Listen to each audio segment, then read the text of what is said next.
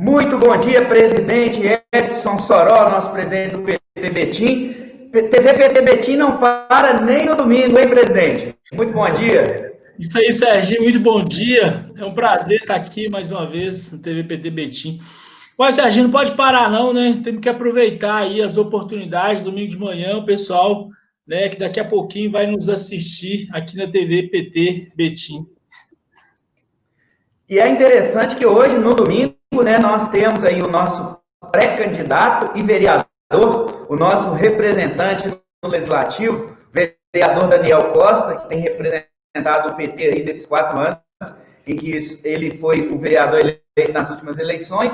Então é interessante, porque acredito que vai poder fazer aí um bate-bola um pouco sobre como está a questão da cidade, com o Legislativo Municipal e tantas outras situações aí que a gente vive. Eu vou chamar o Daniel aqui para a gente começar a conversa com ele. Hoje, como estamos mais tecnológicos, vai ser possível participar juntos aqui. Vamos dar um bom dia aqui para essa figura.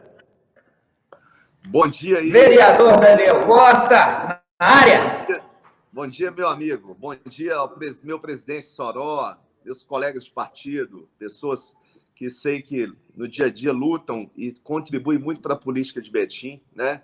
E, sobretudo, são pessoas aí fantásticas, caras que vale a pena a gente conviver. Cada dia um aprendizado novo. O Serginho com seu folclore, né? Dessa vida que ele leva, é o folclore, né, o Serginho, né, Serginho? O Soró virou um pouquinho aí a mistura de um grande militante com um pouquinho de tecnicista aí, né? Nos últimos momentos, mais técnico, advogado, cara bem sucedido. Bom, prazer estar aí com vocês hoje nesse domingo. Prazer é nosso, Daniel. Ô, Soró, meu presidente, eu vou deixar vocês aí, então, vou saindo de fininho. Essa é a TV PT Betim. Estamos na rodada aí da série de apresentação de nossos pré-candidatos e é com grande prazer que nós recebemos hoje aqui o nosso vereador e pré-candidato Daniel Costa. Então é com vocês aí. Obrigado, Serginho. Ô, Daniel, bom dia novamente. É um prazer ter você aqui no nosso espaço, né, TV PT Betim. O Partido dos Trabalhadores, né, Daniel? Nosso partido ele saiu na frente nesse processo, né, que está se apresentando para a sociedade, do ponto de vista de criar um canal de debate, de discussão, para que a gente possa dialogar com o município de Betim. E nós estamos aproveitando esse canal, Daniel, para apresentar os nossos pré-candidatos e pré-candidatas a vereadores nas eleições municipais de 2020. A gente queria te agradecer pela presença, né, passar a palavra para você, fazer uma saudação, né, a todas as pessoas que estão nos assistindo, nos ouvindo nesse momento. Então, vamos dar um bom dia a todos aí, os internautas que estiverem nos assistindo, aos militantes, né, as pessoas que se interessam nesse debate tão importante que é a questão da gestão do nosso município, do estado, da nação, por que não dizer até do mundo, né? Porque tem vários... O debate político, ele está em torno da gestão de todas as nossas vidas. Exatamente. Então, meu bom dia a todos.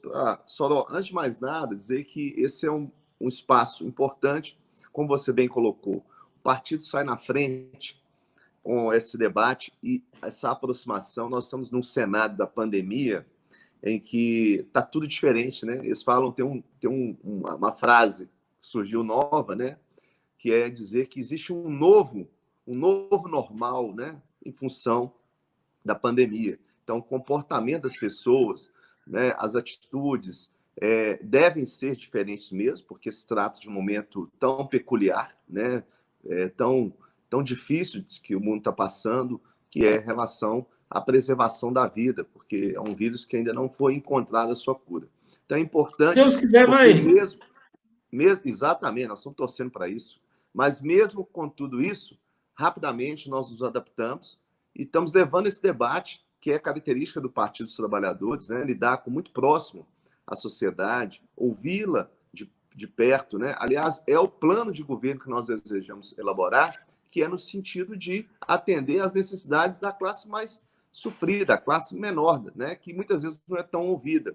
Então, a visão macro, a visão superior, que alguns gestores públicos se utilizam, às vezes por metodologias de pesquisa, ela não é tão eficiente, né, como esse debate caloroso, esse debate profundo, próximo, que as pessoas fazem dentro dessas instâncias. E o PT, que sempre fez isso, né, aí usa hoje a tecnologia, né, dessa forma nós estamos aí resgatando, né, e querendo ouvir um pouco mais a população para que a gente tenha uma proposta, né, uma propositura de um novo mandato, né, para Betim, no sentido de atender e acolher todas as ansiedades dessa população. Exatamente, Daniel. E uma das coisas que nós vamos fazer aqui, Daniel, na TV PT Betim, é trazer os especialistas, né, o pessoal nosso, militantes que formulam, e nós vamos ouvir a população, as lideranças políticas, né, de todas as regiões da nossa cidade, né, um segundo momento, a partir da apresentação dos candidatos, nós vamos colocar a nossa pré-candidata a prefeita para fazer esse diálogo, né, direto com a população. Mas nesse sentido, Daniel, nós estamos apresentando, né, os pré-candidatos. Apesar que você já é o nosso vereador, né, do partido, mas também é pré-candidato novamente. E eu queria que você se apresentasse, né, você falasse quem é o Daniel Costa. Legal, isso é muito importante. Eu tive a felicidade, né, de vir para minha... muito próximo, né, das disputas do Partido dos Trabalhadores, desde da minha juventude, sempre contribuindo, né? Procurei aí estar próximo, tive uma vivência da Câmara, né, assessorando meu pai, saudoso pastor Omar, que foi um parlamentar por 2 mandatos e foi presidente da Câmara, e foi parlamentar em 2 momentos importantes que o Partido dos Trabalhadores teve na cidade, que foi o governo da Maria do Carmo e depois o governo do Gés Lima, né? Então foi na sequência. E meu pai foi presidente da Câmara naquele momento, né? A gente, com a nossa contribuição, a gente pôde ajudá-lo na articulação e na condução dos trabalhos legislativos, do qual, né, todo mundo é conhecedor de que ajudou muito a gestão do próprio partido. E nisso eu me aproximei muito, né? Gostei muito da relação, da proximidade. Interessante, uma coisa aqui para dizer, é que a gente que não vive, eu era um cidadão comum, né? Um cidadão comum morava num conjunto habitacional, num conjunto Olímpio Bueno Franco, um bairro que eu tenho história demais na minha vida, né? Hoje moro em outro bairro, casei, mas esse bairro, o que acontece? A gente glamorizava muito a política. Então, quando eu via, eu era menino, quando eu fui no Polo Esportivo, aos meus 18 anos, para fazer o meu alistamento, né, fazer o juramento lá e tal, para poder ser dispensado, Betim dispensa todo mundo. Eu lembro do Ivaí Nogueira, que era prefeito naquela época, eu via assim, ele subir no palco, aquilo eu vi um monte de autoridade, gente vindo assim, aquilo para mim, cara, era o outro mundo. Eu falei, meu Deus, parece que são os representantes de Deus aqui na Terra, né? Um poder, a gente sentia esse poder, esse empoderamento, né? Então, quando eu me vi próximo, né, de uma prefeita, do próprio prefeito na época, o Jesus, e com outras autoridades e tudo, e vi que isso, né, a simplicidade em lidar, né, o jeito de aproximar, de ser tratado e tudo, aquilo me deu uma simpatia muito grande, eu me identifiquei muito com essas pessoas. Então, o que eu realmente acabou, né, eu aprofundando isso. Depois meu pai perdeu as eleições e eu realmente falei assim, eu vou fazer disputa onde meu coração, onde eu me sinto muito mais à vontade. E foi a razão que eu vim para o PT. Então eu vim em 2008 como candidato a vereador, minha primeira vez. Deus me concedeu essa alegria e felicidade de ser eleito, né, naquele momento, uma disputa muito acirrada, né? O Partido dos Trabalhadores fizeram 4 vereadores naquela época, naquela eleição, e com 2 vereadores atuais, né, com mandato, 2 vereadores com muita atuação, que é o vereador Eltair e o vereador Geraldo Pimenta na coligação com o PCdoB. No entanto, a gente conseguiu emplacar a nossa candidatura, né? Fui o 3º mais votado, né? Então não fui na rabeira, não. Já fui da primeira, já pelo menos no meio da turma, já uma expressão interessante de votos.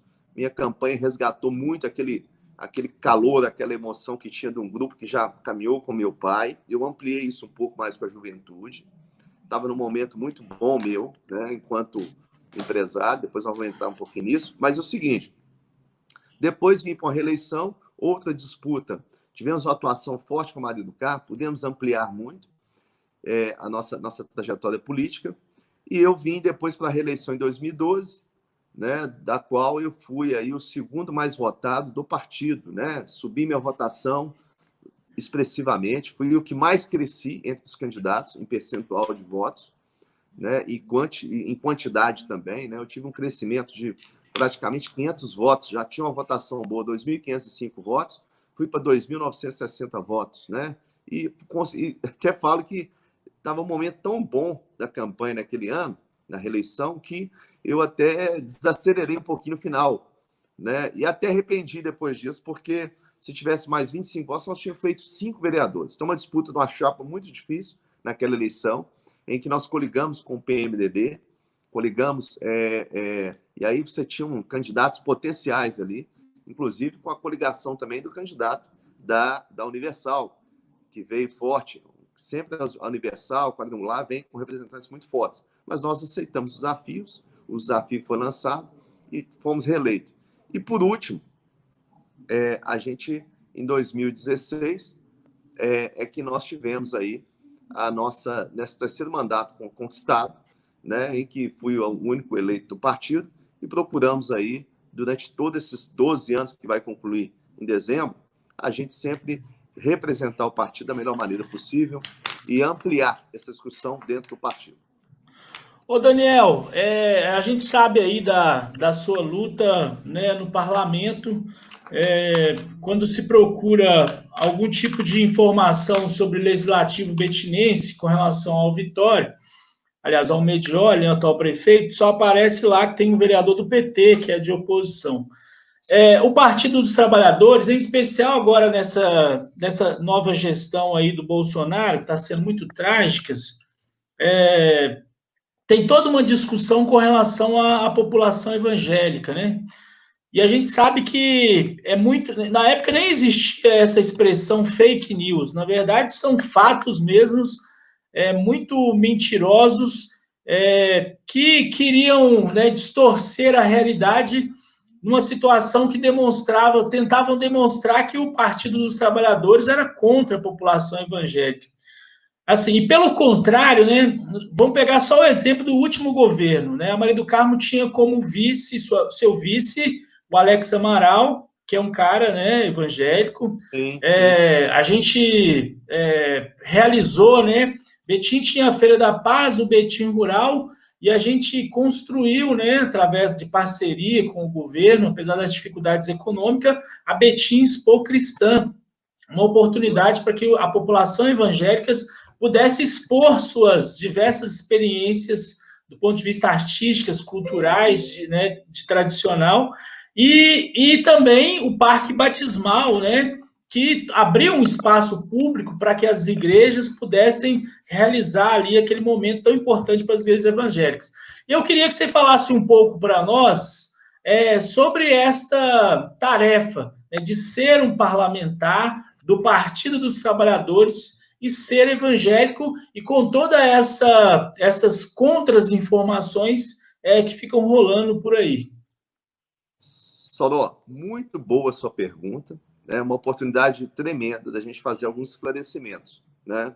A gente sempre faz isso, mas que fique registrado para que as pessoas possam assistir e depois é uma pequena parcela de contribuição que nós vamos dar, mas ela é muito importante. Eu sou evangélico, né? Nasci num lar evangélico, meu pai, pastor, né? Então, assim, família nossa, do meu entorno, tanto da minha mãe quanto do meu pai, eu assisti desde pequeno sendo convertidos, né? E se tornando aí evangélicos. A minha experiência, a minha vivência, até como filho de pastor, a gente assiste, né, nos bastidores, acompanha muito de perto, não só como um espectador, mas também a atuação de uma liderança. Então, assisti isso desde pequeno. Eu lembro, pequeno, né, aí nos anos 80, quando começou a dar um destaque da questão do PT, então eu lembro muito disso no meio no nosso meio, com a liderança, eram plantadas, né? Hoje eu consigo enxergar que foi plantado, né? Mas, assim, tinha muito um debate, uma má interpretação de que o PT iria fechar igrejas, o PT, comparado com os países comunistas, né? E que tinham, juntamente com o comunismo, às vezes uma ditadura, uma série de coisas. Então, não fazendo uma devida interpretação entre o que é um comunismo, o que é um socialismo, né, o que é um capitalismo selvagem, sem esse entendimento que é uma denominação, né, de modelos de gestão, modelos de governos, né? E entender que a questão da fé no Brasil, o país é um país que é bem diferente. Então, a ideia que se planta, às vezes, é difícil você discutir em cima de uma mentira, né? Quando você debate uma questão que é fato, que é verdadeira, você também se fundamenta. Agora, quando ela parte de uma mentira, aí ela perde toda a referência, né? Esse é o problema dos fakes. Isso é que nós chamamos de fascismo. Quando a gente fala de fascismo, é mentira, né? Ela é uma farsa. Então, alguém fala assim, olha, o que você acha? Vou dar um exemplo aqui para ilustrar. Quando alguém comenta assim, aqui, você acha que os extraterrestres vão invadir a Terra ou não vai? Eles estão para invadir ou não estão? Esse coronavírus foi pelos extraterrestres ou não? Aí você fala, poxa vida, o extraterrestre não tem fato real que prove realmente que existe um extraterrestre, né? Outra civilização em outro mundo. Nós não conseguimos ainda esse nível de ciência para poder dizer que tem, que há. Então, você não pode nem partir para a dedução se foi eles que mandaram, porque a base primária, ela não existe. Então, esse é um problema sério do fascismo, né? Porque ele lança uma mentira e depois ele força a gente a explicar um raciocínio que ele plantou da mentira. Então, hoje, o que nós sofremos como candidato que a gente está no meio evangélico? Às vezes a gente gasta uma energia em cima de uma mentira. O PT está acabando com a igreja, o PT vai acabar com as crianças, quer destruir, né? É o caso que surgiu, por exemplo, de um projeto, fala assim, escola sem partido. Qual que é o debate de escola sem partido? Espera aí, não existe escola com partido, ué. Aonde teve escola no Brasil determinando o ensino de uma sigla partidária? Não teve. Então, a gente tem que tomar um certo cuidado, até nós mesmos, quando a gente vai fazer esse debate profundo, com inteligência, porque a gente está chamando para uma isca que lançam sobre a gente, para você aprofundar no debate, ele passa a ser verdade. Eles estão justificando escola sem partido. Um exemplo. Então existia. Não, peraí, nunca existiu. Não existe escola, nunca foi em governo do PT, né, os governos da Dilma e Lula, ele nunca implementou essa didática e essa obrigação para se fazer uma discussão partidária em escola. Nunca. Onde foi feito isso, gente? Lugar nenhum. Então, eu não me permito a fazer esse tipo de discussão em cima de uma mentira, porque você vai ficar explicando que não existe, não tem sentido. Então, para o público evangélico, que é o eixo da pergunta, né? Estou só para entender, tivemos aí, quer dizer, quebrou muito esse tabu, né? Ao contrário de pensar que o Lula foi presidente, bom, eu não posso exigir, aí uma coisa é certa, nós não podemos atribuir, eu falo isso com muitos pastores amigos meus, eu também tenho uma liderança na igreja, nós não atribuímos, nós temos que separar muito bem o que é função da igreja, o que é função eclesiástica, né? Eclésia é a igreja, das funções públicas e políticas. Eu tomo cuidado. Já pensou se eu, como parlamentar, eu não tratar devidamente, com ordem, dentro de uma legalidade, dentro dos princípios que eu tenho, uma pessoa no meu mandato, no gabinete, que ele não professa a mesma fé que eu?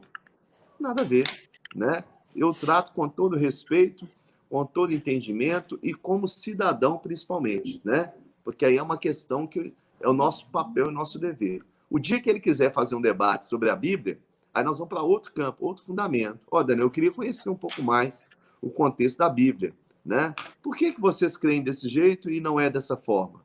Eu falo, olha, eu me fundamento num texto bíblico. Provavelmente eu vou pegar a Bíblia e vou fazer essa explicação. Mas o Partido dos Trabalhadores, agora isso é chave informar, é que, ao contrário do que se pensava, e aí eu posso falar da experiência vivida minha, né? E do meu saudoso pai também, né? em Betim, nós fizemos grandes avanços com os evangélicos. Olha, não teve marca nenhuma tão grande no sentido de contribuição para os evangélicos que não foi diferente do governo do PT. Olha, não se teve governo nenhum em Betim, na nossa cidade, que fez mais pelos evangélicos do que o governo do PT. Sabia disso? Não se teve. Vou mencionar aqui dados, informação, tá? Olha, nós começamos um projeto que era a primeira Noite Gospel, a Noite Gospel, projeto de autoria do meu pai, naquela época, vereador, em 93, 94, se eu não me engano. Então, foi a primeira. Eu lembro que meu pai quis avançar com isso, ele falou assim, Maria do Carmo, eu gostaria que a gente tivesse uma festa para os evangélicos. Ela falou, pastor Omar, nós não temos dinheiro e tal, isso é complicado e tudo. Ela falou, vamos avançar. Eu falei, não, então me dá uma ideia, pastor. O papai pegou para pegar gosto pelo negócio, né? Sugeriram fazer ela numa segunda-feira. Ó, como os equipamentos, o som da Feira da Paz estava todo contratado, na segunda-feira ninguém tem show. Show é final de semana. Ele falou, então faz na segunda, é um dia mais tranquilo. Igreja também não tem evento, né, na segunda-feira. Então, bati uma data muito legal. E aí, ela falou, mas eu não tenho muito dinheiro, não. A cidade tem muita obra para fazer, tem muito esgoto, asfalto para ser feito naquela época. Tinha uma carência muito grande de infraestrutura. E a Maria do Carmo estava focada nisso, na infraestrutura do município.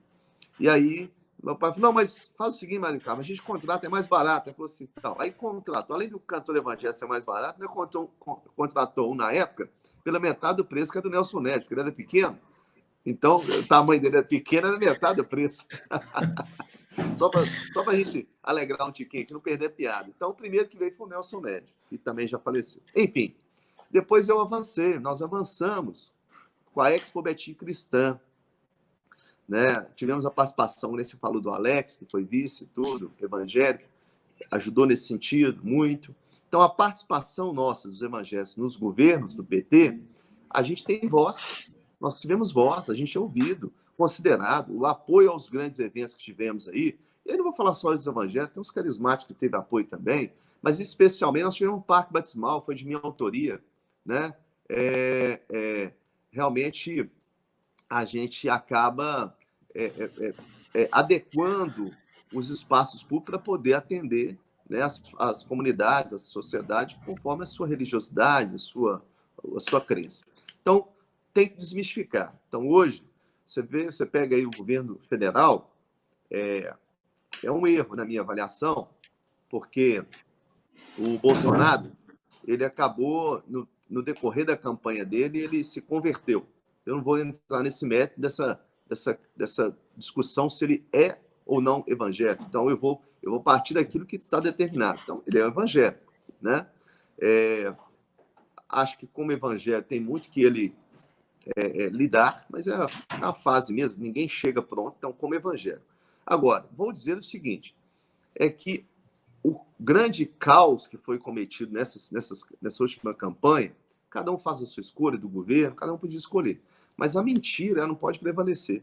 Esse é um problema sério, é como eu disse no início. Então, o lançamento de fake news, dessa discussão, esse debate todo, ele foi colocado como o Partido dos Trabalhadores, o PT, é um desmonte da família. Então, pega algumas coisas assim que foram esse ajuntamento, né? O PT não faz esse debate nesse sentido. O PT faz um debate de gestão, né? Eu participo com vocês aí, né, aos domingos. Então, o nosso debate é em quem tem de gestão, de mudança, de melhor da sociedade, respeitando cada um, né? Ô, Daniel, vou entrar num outro assunto aqui que é importante, você como empresário. O que acontece? Eu fiz um curso de pós-graduação em gestão e políticas públicas. A grande questão desse debate é que o gestor público tem que chegar ao conjunto de informações para ele, para que ele possa tomar a melhor decisão. O que aconteceu agora recentemente nesse debate abre, fecha, comércio, coronavírus? Nós fizemos um manifesto que o mundo inteiro estava dizendo o seguinte, a gente não conhece ainda o vírus, a gente não tem informação suficiente para afirmar que deve fazer isso ou aquilo, mas uma coisa tinha consenso, o consenso é que você deveria dar condições para que a população pudesse ficar em isolamento social. Betim, no último mês, nós viramos o epicentro de Minas Gerais do ponto de vista de contaminação. Quando a gente fez essa nota, a gente tinha um óbito, se não me engano, menos de 35 casos. Hoje nós ultrapassamos os 700 casos e nós já temos 31 óbitos no município. Tem uma grande queixa, né, uma grande questão do atual gestor municipal, que ele não escuta. Se a gente pegar as grandes intervenções públicas que a gente tem no município de Betim, grande parte delas foram realizadas com a participação da população.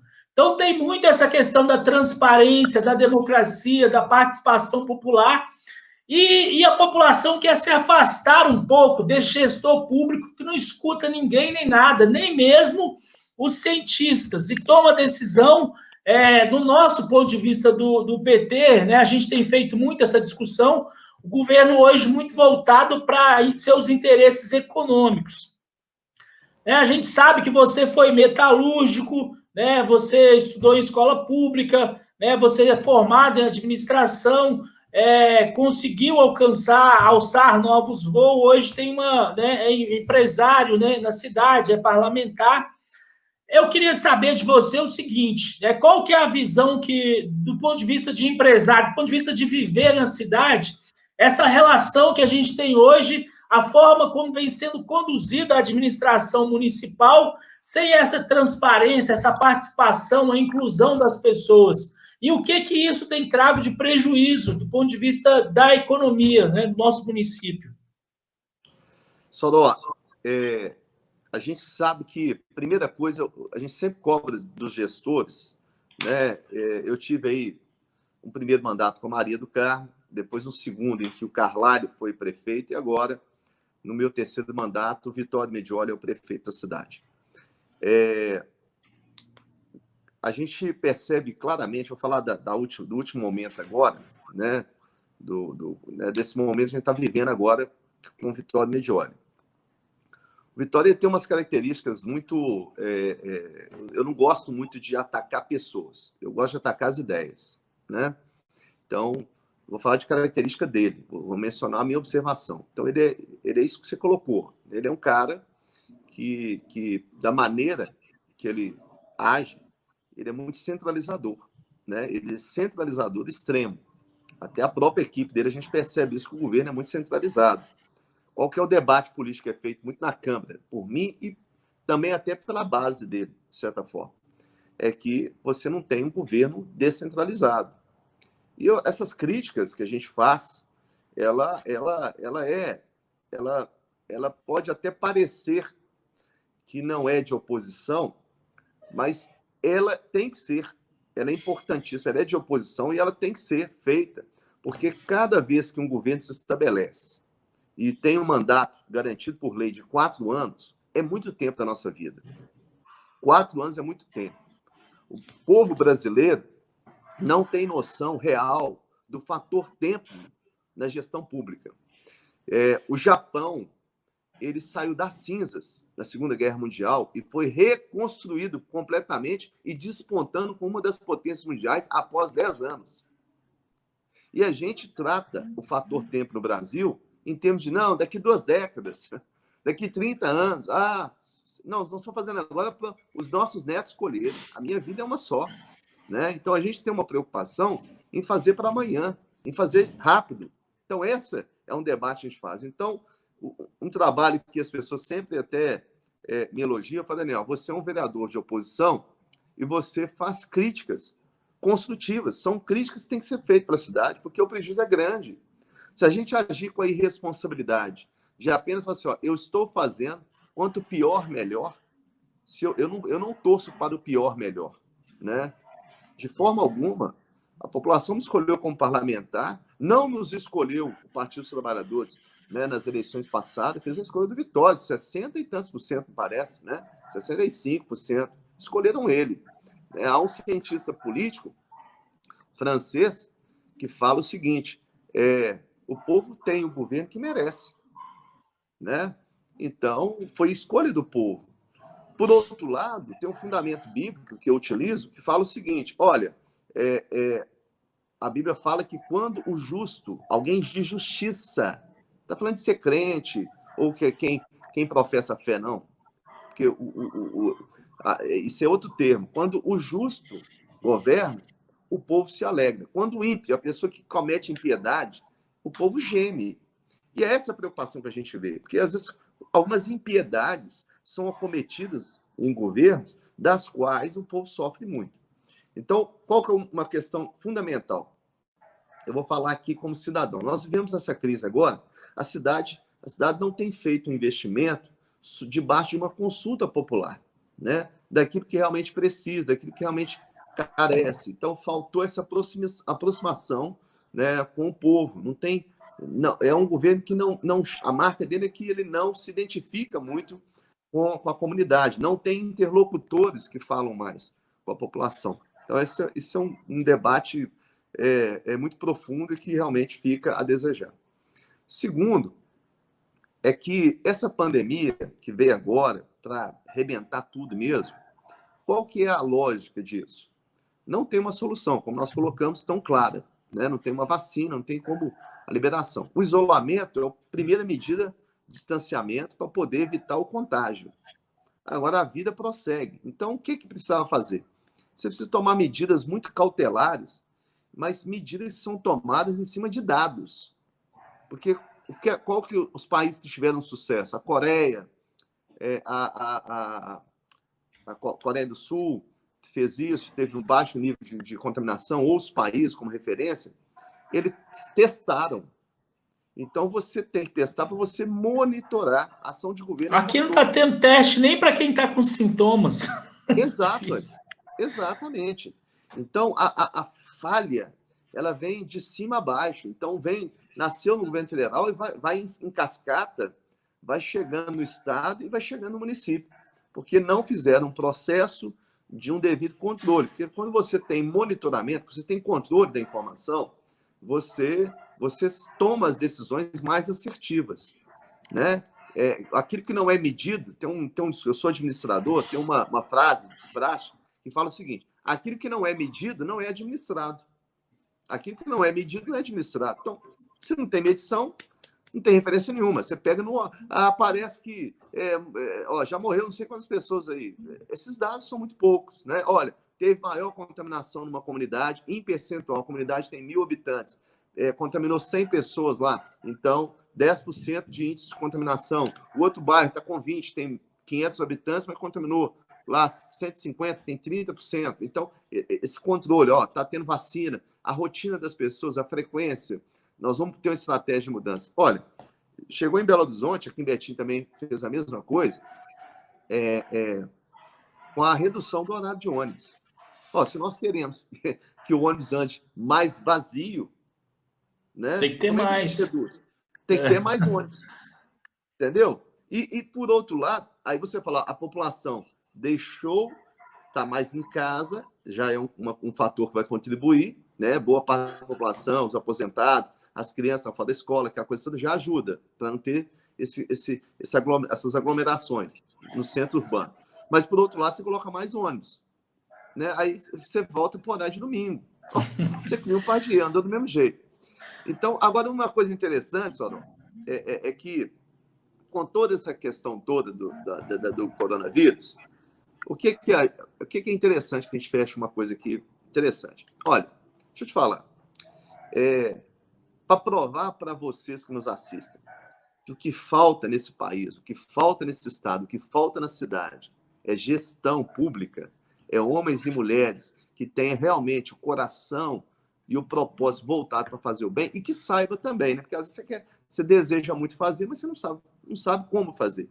Então, alguém que tem experiência mesmo, de fato, comprovada, já demonstrou convivência no setor público para isso. O que falta é isso. Por quê? Porque o governo federal agora, cara, dispôs desse auxílio emergencial, falava que a economia estava quebrada, arrebentou os aposentados no ano passado, que não vai ter dinheiro para pagar o povo, e o povo acreditou. A Previdência vai ficar quebrada, não sei o quê, aquela coisa toda. aí tem que arrancar dinheiro dos aposentados. É só maldade. Mas aí vem com o auxílio emergencial. Ué, de onde tirou o dinheiro? Brotou do céu? Mas o dinheiro do Estado é para isso, né, Daniel? A questão toda que se discute no Brasil é justamente isso. É porque eles não querem, mas, por exemplo, eles passaram bilhões aí para recuperar os bancos. Os bancos tinham que fazer o repasse para as micro e pequenas empresas. Quem diz que a maior dificuldade hoje de acessar crédito no Brasil, dinheiro tem, né? O dinheiro tem que ser gasto com as pessoas. O dinheiro tem, porque o discurso que eles fazem, a direita faz muito, é que economicamente, é do ponto de vista só econômico. Não, economicamente o país está com dificuldade, nós vamos ser que o Paulo Guedes faz um debate o tempo todo disso.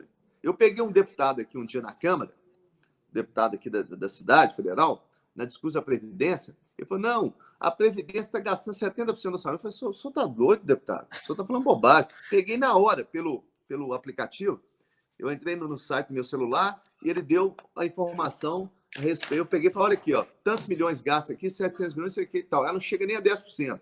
Aí desmistificou. Então, só para entender é o seguinte, a diferença que é um governo do Partido dos Trabalhadores, quando a gente leva esse debate para a população decidir, à luz da verdade. Ô, Daniel, depois nós vamos ter a oportunidade de conversar, porque senão nós não dá ciumeira com os outros. Vamos lá, Daniel, fala para nós aí, bate bola. O que significa para você, para a gente caminhar aqui? Família.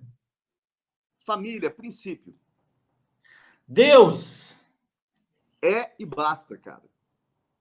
A militância partidária. Solidária. Sempre. O Brasil. O país melhor do mundo. Betim. Tudo para ser uma cidade grande. Partido dos Trabalhadores. Povo. Maria do Carmo. Coração, fraternidade e amor. Daniel, muito obrigado aí pela sua presença. Foi um bate-papo muito bacana. Nós vamos ter oportunidade de fazer mais, Daniel. Mais conversas aí. Eu acho que a gente tem que avançar para essa discussão sobre a cidade, né?